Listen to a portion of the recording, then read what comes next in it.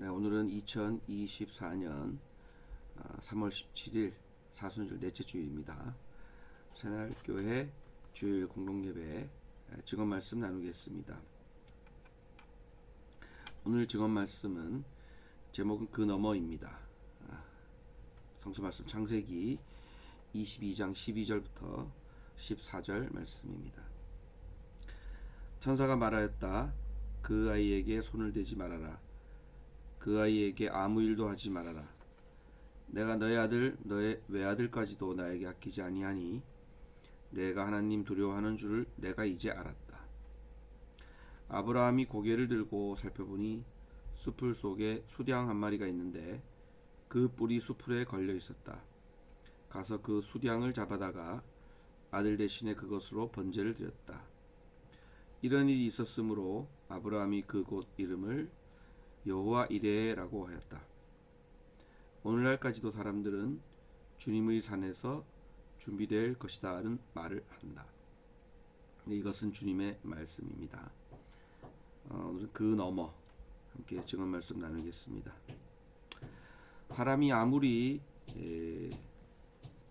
잘나도 그 사람의 미래를 알 수 없고 또 자기가 능력이 많아서 다 할 수 있는 것 같아도 결국 하나님의 뜻 안에서 이루어진다는 것을 우리는 많이 봅니다. 그런 의미에서 우리는 이런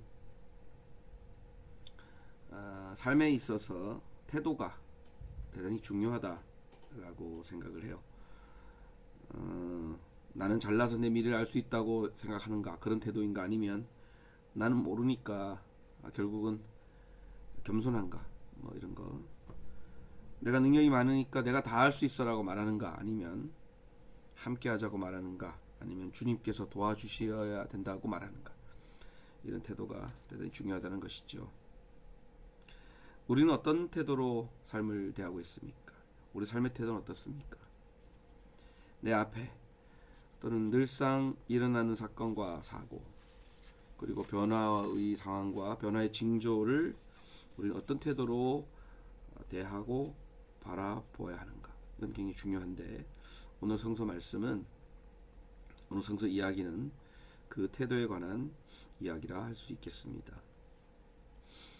하느님은 성서 전반을 볼 때, 사람을 세울 때 늘 그 중심을 본다, 이렇게 말할 수 있을 것 같아요. 외모를 보지 않는다, 외형, 지금 겉모습 보지 않는다, 대신에 잠재력을 본다, 가능성을 본다, 그리고 그 사람의 됨됨이를 본다고 할 수 있는데, 이 됨됨이는 가장 어려울 때, 또 가장 힘든 일을 지금 겪고 있을 때 이 사람이 어떤 태도를 갖고 있는가에서 드러난다고 할 수가 있겠습니다. 평상시에는 멋지고 아름다운 사람이 어려움만 당하면 그걸 다른 사람에게 책임을 전가한다든가, 다른 사람의 책임으로 돌리고 자기는 싹 빠져나가는 모습을 보이기도 하고, 핑계대고 또 좌절해버리고, 그렇게 평상시에 믿음이 좋다고 하다가도 결정적 상황이 되면은 전혀 믿음 없는 사람처럼 행동하고, 이런 것도 우리가 보게 되죠. 사무엘상 16장에 보면은 6절 8절 그 이후에 보면은 특히 7절에 이런 말이 있습니다. 사람은 겉모습을 따라 판단하지만 나 주는 중심을 본다, 이렇게 얘기하죠. 이것은 사무엘을 통해서 다윗을 이제 기름 부음 할 때 이제 다윗 형들을 쭉 이렇게 보다가 못 찾은 거죠. 그러다가 막내 이제 다윗을 나중에 보고 이렇게 세운다, 이 얘기가 나오는 얘기죠. 사람은 겉모습을 보고 판단하지만, 그걸 따라 판단하지만 나 주는 중심을 본다, 이런 얘기. 또 야곱을 하나님이 또 세워가는 과정에서도 그 진심을 보는 얘기가 나옵니다. 창세기 32장에 보면은 야곱이 이제 돌아오는데 다 이제 식솔들 다 보내고 난 다음에 혼자 그 브니엘에 남죠. 그래서 거기서 천사가 씨름합니다. 아주 질겼나 봐요. 도저히 이 전사가 못 이기겠다고 해서 야곱을 뭐 영지뼈를 상하게 한 다음에 새로운 이름을 줍니다. 이스라엘. 하나님과 겨루었다 이런 얘기죠. 새로운 존재가 되는 것입니다. 싸움과 그런 열정, 끈질김을 통해서 새로운 존재가 되는 것이죠. 그 태도입니다. 하나님의 사람 천사니까 그냥 질 수 있잖아요. 그냥 복종할 수 있잖아요. 아닙니다. 대들고 끝까지 난 알고 싶다. 욥도 그랬죠. 그런 모습 봅니다. 오늘 아브라함을 세우는 과정에서도 저는 그 중심을 보는 이야기가 오늘 이야기라고 봅니다. 사실 시험이었습니다. 시험. 아브라함에게 하나님이 시험을 거는 거죠. 예수님도 시험, 성령이 이끌어서 시험을 당했듯이 창세기 22장 1절에 보면은 하나님이 아브라함을 시험해 보시려고 그를 불렀다 이렇게 돼 있어요. 부른 다음에 이야기합니다. 너에게 가장 소중한 존재인 네 아들을 나한테 번제물로 바치라는 것입니다. 그것을 희생하라는 거예요. 백세에 얻은 아들을, 어렵게 얻은 아들을, 그 아이를 보고 웃어서 이름도 이삭으로 지은 아들을 바치라는 겁니다. 내놓으라는 겁니다. 쉽지 않습니다. 어렵고 인간적 판단은 불가능합니다. 아브라함에게 이삭은 누구일까? 백세 얻은 아들이고 내 귀한 아들이고 짐승도 자기 새끼 귀한 줄 안다는데 그걸 바치라고 하는 폭력이, 소중한 걸 바치라는 잔인성, 그걸 번제로 바치라는 폭력성, 도저히 따를 수 없는 명령입니다. 하지만 아브라함의 태도는 여기서 결정적으로 갈립니다. 아브라함은 따를 수 없고 이 말도 안 되는 이 불가능한 하나님의 명령을 따르기로 결정합니다. 그리고 묵묵히 그 아들과 함께 산으로 옵니다. 아들에게 번제물을 지어서 가는데 아들이 묻죠. 아버지 번제물이 어디 있습니까? 그 말을 들었을 때 어떤 느낌일까요? 억장이 무너졌지만 아브라함은 묵묵히 따릅니다. 이 어떤 믿음일까? 이것은 아마도 이름 붙이자면 무모한 믿음입니다. 나는 아브라함이 믿음의 조상이라 일컬어질 만한 장면이 바로 이 장면이라고 생각합니다. 그가 100세의 자녀를 얻게 된 것도 하나님이고 그 아들 지금 달라 그러는 것도 하나님입니다. 우리가 늘 고백하지 않습니까? 모든 것이 하나님께로부터 왔고 하나님께 돌아간다. 이 고백을 사실적으로 현실을 고백한 거죠. 속이야 시커멓게 타들어가더라도 모든 것이 하나님께로 왔으니 하나님 거 아닌가 라는 고백을 한 거 아닌가 하는 생각을 합니다. 그때 이 무모한 믿음, 불가능한 믿음을 직접 행할 때 반전이 일어났습니다.